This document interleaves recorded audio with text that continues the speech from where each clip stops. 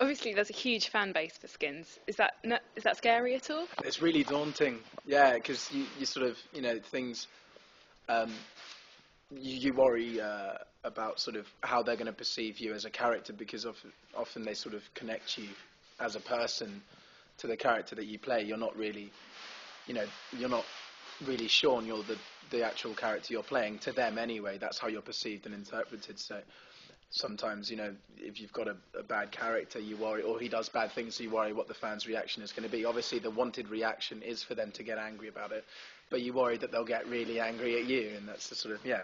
With a show like Skins, which is it's an important show. It means a lot to people, and but as well as us, it means a lot to the people that watch it, because it tackles so many sort of relevant problems.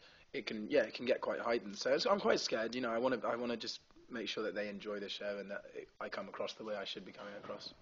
And Skins has covered so many issues in the past. Has it got new storylines this time? New things to cover? Yeah. I was 100% actually. It's completely fresh. It's completely new. And we did sit there thinking, sort of, this is the fifth series. This is a third generation. Are the problems that we tackle going to be mirrored from previous years? And they worked really hard on making sure that isn't the case, because often if people that we know come up to us, I get that a lot. I kind of get people coming up to me and going, so what kind of character are you? Are you the gay one? Are you the really bad sort of toy boy? Are you the Joker? Are you the drug loving one? They sort of almost have a sort of stereotype of what kind of character we're going to be, and it's completely different in this series. It's nothing like you've seen before in that sense of, like, I'm not saying that 1 and 2 were similar. They had their attributes, but they were all different as well. This one's got different storylines, quite innovative and quite exciting, and sort of it's funny. It's really funny this year, in comparison, because I think what they make it light-hearted.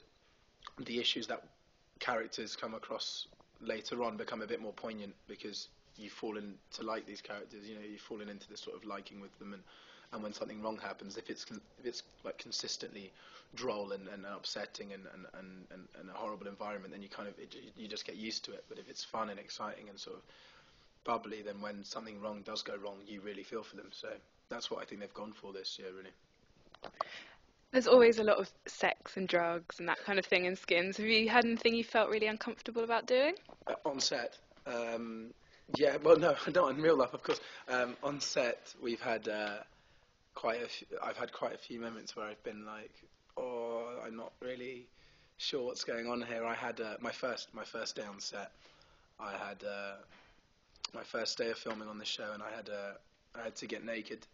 It was a sort of semi-sex scene, and sitting there in Hotbands, and some horrible things happened that day. Something that the character, that has to happen to the character. It all gets quite messy, and everyone's quite drunk, and there's there's throwing up, and there's all kinds of horrible situations that can happen when you're naked, so that was a really awkward day, because I didn't know anyone on set. I didn't know, all I knew was Philippa, the director, who was really nice, and she was really commenting, and a friend of mine was also playing another part with me, so it was great, because we got along with the cast, obviously, as we do already, from the get-go, really. But apart from that, outside the cast, I didn't know who the cameraman was. I didn't know who the guy sticking the tape on the floor was. I was sort of lost.